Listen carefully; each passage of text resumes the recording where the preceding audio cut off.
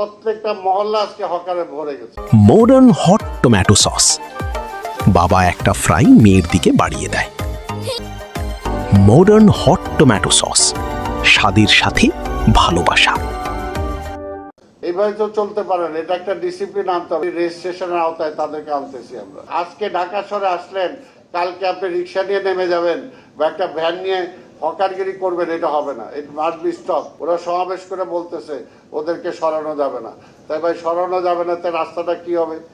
এই রাস্তাটা কিভাবে চলবে? চলছে না তো।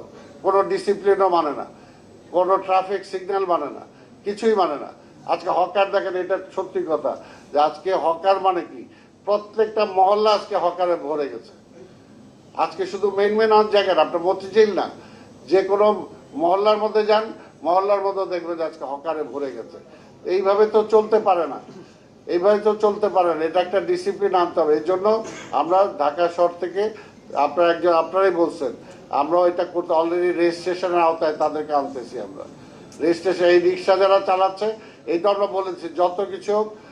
আজকে ঢাকা শহরে আসলেন, কালকে আপনি রিক্সা নিয়ে নেমে যাবেন বা একটা ভ্যান নিয়ে হকারগিরি করবেন, এটা হবে না। It must be stop. একটা জায়গায় থামতে হবে। কাজে আমরা সংখ্যা নির্ধারণ করে পুলিশের সহায়তায় আমরা সংখ্যা নির্ধারণ করব, হকার কতগুলো হবে, আজকে রিক্সা কতগুলো হবে, সেই অনুযায়ী তাদেরকে আমরা লাইসেন্স দেব, হকারদেরকে আমরা লাইসেন্স দেব, আমরা নাম্বার দেব এবং তাদেরকে একটা আমরা ইসের আওতায় আনবো। তার টোটাল বায়োডাটা থাকবে একদম, যাতে ওইটা টিপ দিলে যাতে চলে আসে যে এই লোকটা কোত্থেকে আসছে, তার অতীত কি, যাতে কোথাও কোনো না করতে পারে, সেই ব্যবস্থাটা আমরা করতে চাচ্ছি। একটু সময় দেন। আমরা তো বলতেছি যে দেখেন, এই গত 2-2.5 বছরে, অর্থাৎ 5ই আগস্টের পরেই কিন্তু এই দুইটা সমস্যা প্রকট হয়েছে ঢাকা শহরে। একটা হলো হকার আর একটা রিক্সা। এই আমলে, সেই আমলে কোনো আইন ছিল না, পুলিশের কোনো ই ছিল না, সব কিছু এমন একটা অবস্থায় চলে গেছে যে দেশটা একটা অকার্যকরের মতো পর্যায়ে চলে গেছে। আজকে অনেকে বিদ্যুতের জন্য দোষ দেন মাননীয় প্রধানমন্ত্রীর সরকারে, গ্যাসের দোষ দেন। আরে ভাই, এই সরকার আসার পরে কি এই সমস্যাটা সৃষ্টি হয়েছে? এটা তো উত্তরাধিকার সূত্রে এই সরকার পাইছে, উত্তরাধিকার সূত্রে। আজকে যে অবস্থা, বিদ্যুতের সমস্যা আমরা সবাই জানি। আমরা এক বাক্যে সবাই একসাথে বলছি। আজকে যারা বিরোধী দল আছে তারা সহ একসাথে আমরা বলছি যে আজকে বিদ্যুতের সমস্যার সমাধান করতে হবে, আজকে গ্যাসের সমস্যার সমাধান করতে হবে, একসাথে বলছি। কিন্তু এখন মনে হচ্ছে যে এই সরকারি মনে নিয়ে আসছে। কয়েকটা মাস সময় দেন, 5 মাস একটা এনাফ না একটা সরকারের জন্য, এনাফ না। তবে উদ্যোগ নিতে হবে, এটা আমি একমত যে আমাদের উদ্যোগ নিতে হবে।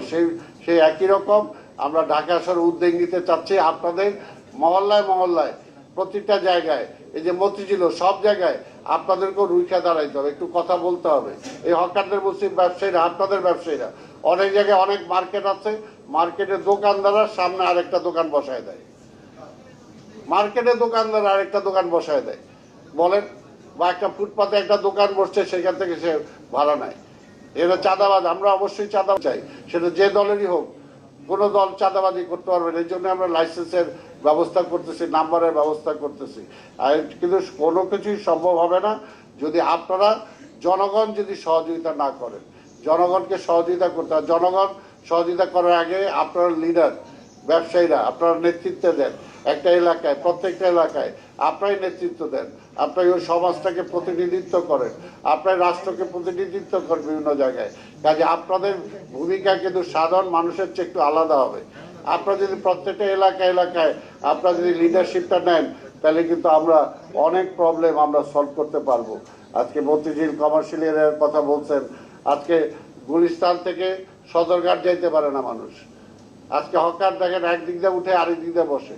রাস্তায় রিক্সা যেভাবে চলে, যানবাহন চলতে পারে না।